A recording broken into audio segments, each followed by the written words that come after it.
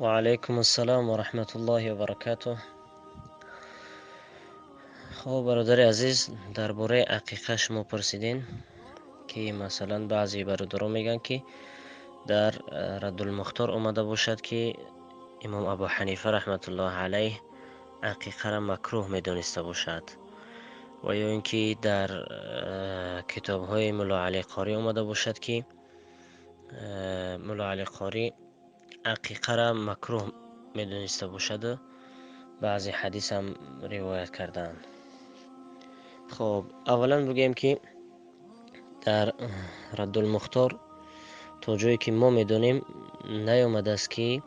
امام ابو حنیفه رحمت الله علیه عقیقه را مکروه میدونسته باشد.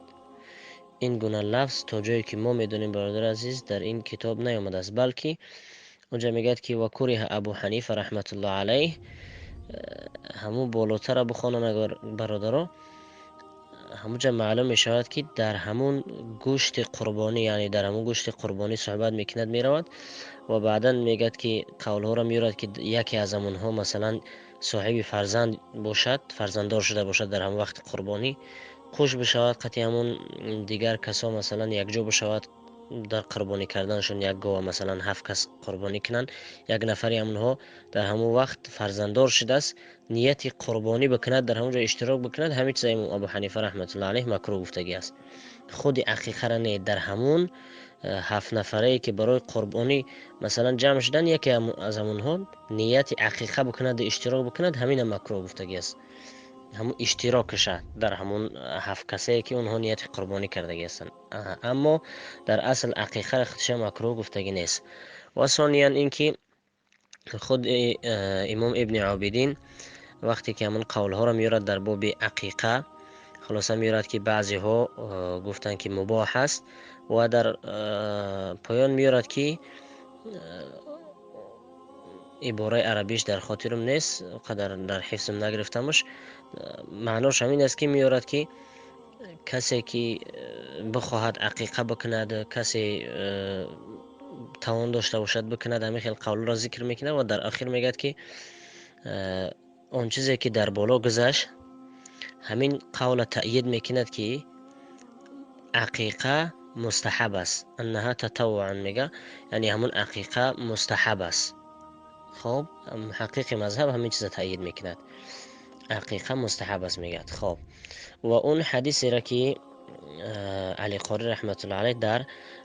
شرح مشکات آوردگی است، همونجا شرحش میتد سئل رسول الله صلی الله علیه وسلم عن العقیقه فقال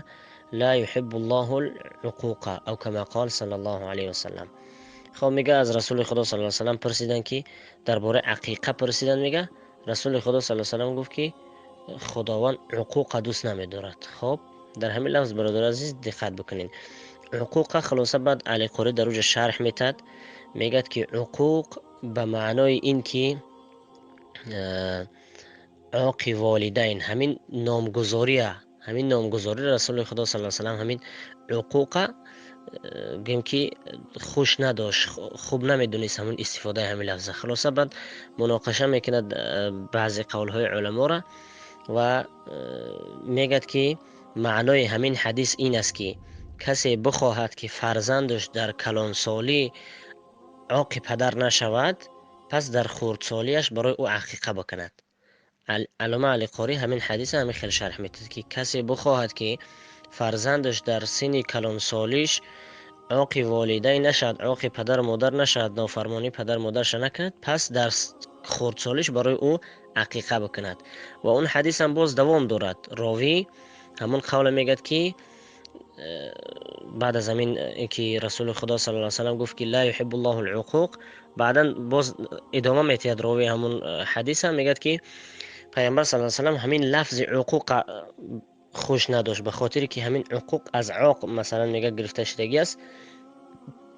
که از عاق والدین گفته، همین لفظ خوش نداشت. اما در پایان میگد که کسی را که برای او فرزند به دنیا بیاید، پس اگر که بخواهد دوست بدارد برای فرزندش یک چیز ذبح بکند. خب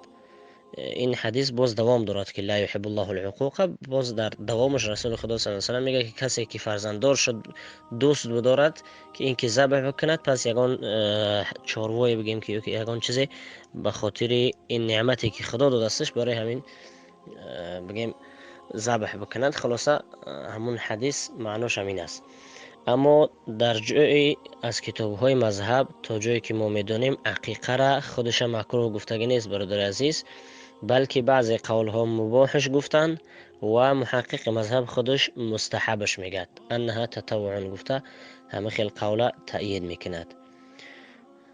و السلام علیکم و رحمت الله و برکاته.